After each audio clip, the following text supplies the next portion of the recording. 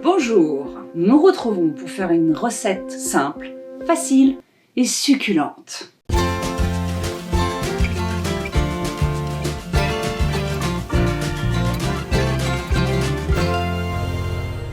Les langues de belle-mère, sans aucune ironie. Alors c'est une recette qui est piémontaise et on appelle ça les lingue di suocera.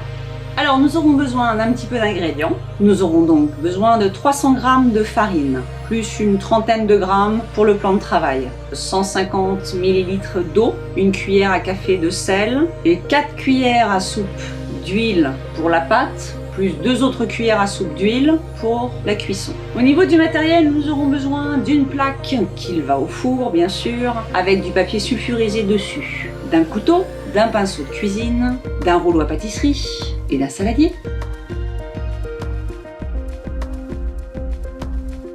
L'on commence par mélanger la farine avec le sel, l'huile d'olive, l'eau. Vous mélangez tout jusqu'à obtenir une pâte qui soit homogène, légèrement collante, mais pas trop, elle colle plus aux doigts.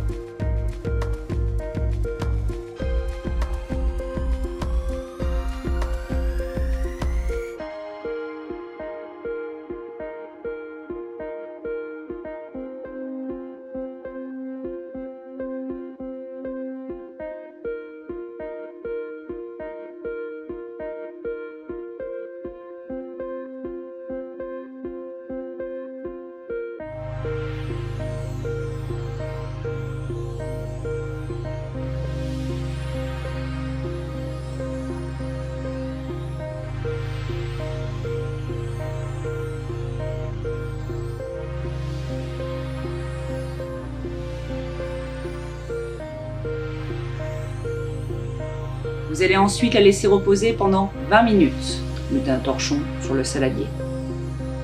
Vous allez pouvoir allumer votre four à 180 degrés. 20 minutes après, on la coupe en 8 morceaux égaux.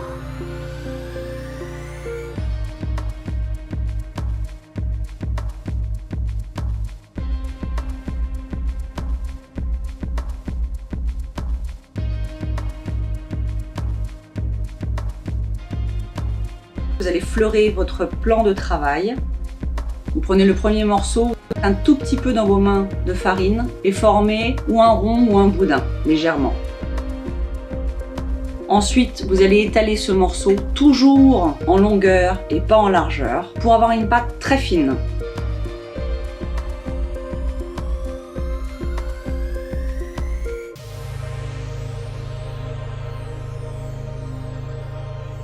Une fois que votre pâte est longue, votre morceau qui est votre langue est longue et assez fine, vous pouvez la poser sur la plaque, sur le papier sulfurisé. Vous faites de même pour le deuxième morceau de pâte, le troisième et le quatrième. Normalement, vous ne pouvez pas mettre plus de 4 morceaux dans votre plaque, à moins que vous ayez un four extravagant. En longueur, c'est ce qui rentre.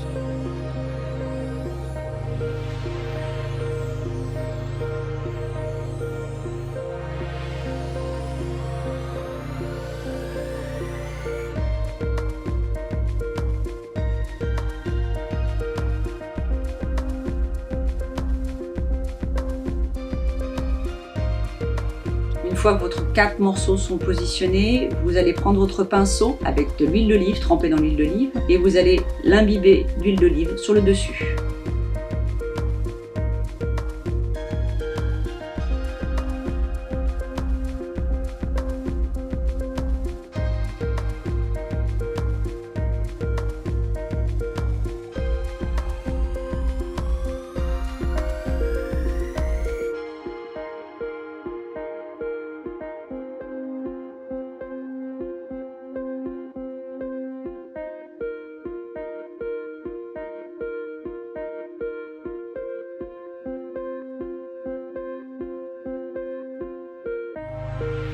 Vous pouvez enfourner. La moyenne est de 15 minutes. Attention, nous n'avons pas tous les mêmes fours. Certains chauffent un peu plus. Donc c'est à vous aussi de vérifier. Si vous avez des grosses bulles qui apparaissent très vite, vous pouvez les percer si vous voulez.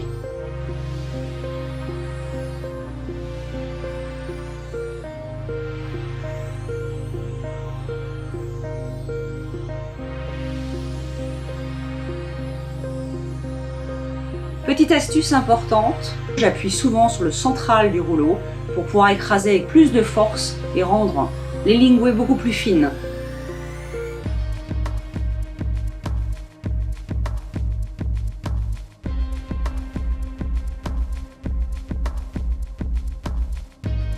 Au bout des 15 minutes, si elles sont bien cuites, vous pouvez sortir votre plaque du four et mettre de côté celle que vous avez déjà fait cuire pour qu'elles se refroidissent.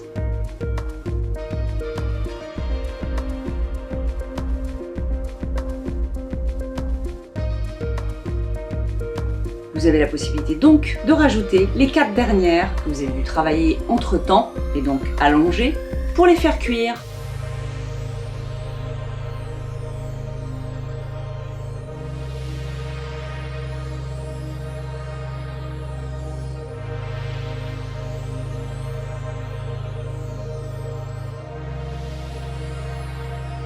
Au niveau du service, vous pouvez bien évidemment présenter les linguées entières parce que ça a la gueule, c'est beau. Mais je vous conseille de prendre un morceau, de le casser, ça se casse très facilement, et de le préparer pour montrer à vos invités ce que l'on peut mettre dessus par exemple.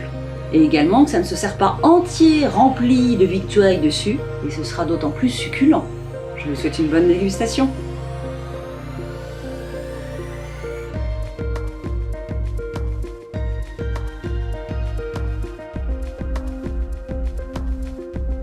Alain.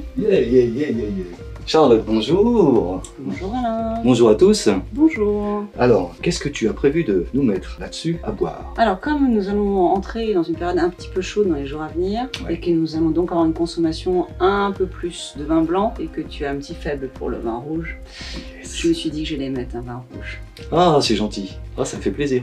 Voilà. Bah, merci. Alors, j'ai choisi un Côte de Forez, donc D'accord. on est dans la Loire. Ah. On n'est pas très loin de Lyon, mais on est dans la Loire. C'est du Gamay, et c'est sur un sol volcanique. J'aime bien les sols volcaniques. Ça donne un bon goût au vin. Ça s'appelle Volcanique, c'est la 2021, donc c'est tout jeune, Ouais. de Éric Verdier-Logel, pardon. Enfin, ces langues de belle-mère sont idéales pour l'apéritif. En fait, on peut mettre pratiquement ce qu'on veut dessus.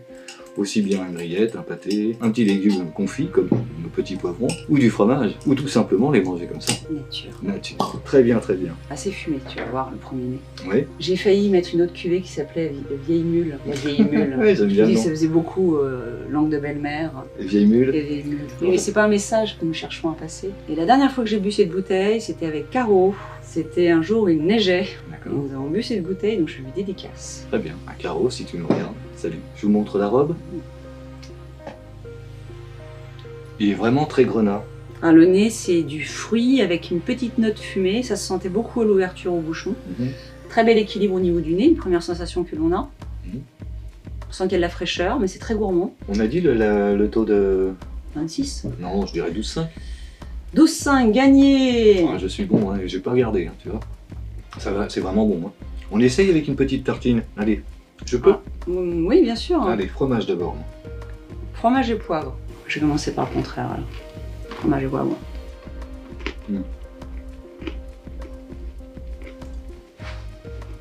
Une chose très simple, hein, mais vraiment succulente. Effectivement, le poivron rehausse un petit peu le vin. Je trouve que ça va bien ensemble. Ça va très bien ensemble. On trinque? On trinque. Santé. Santé. À la vôtre. À la vôtre.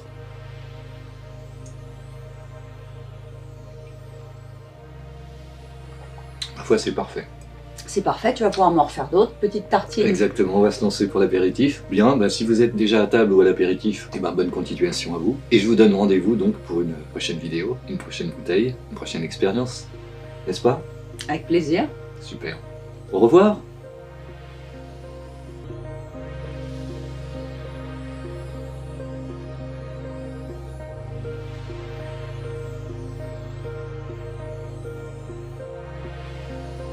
Vous avez apprécié le contenu de cette vidéo? Alors s'il vous plaît, abonnez-vous et laissez un pouce en l'air. Bien sûr, parlez-en autour de vous et partagez ces vidéos sur vos réseaux sociaux. Et si vous avez le temps, laissez-nous un message. Nous, on adore les lire. Ou si vous n'avez pas d'inspiration, un emoji. Ça nous fait vraiment plaisir. Il ne me reste plus qu'à vous dire à une prochaine fois. À très bientôt, j'espère.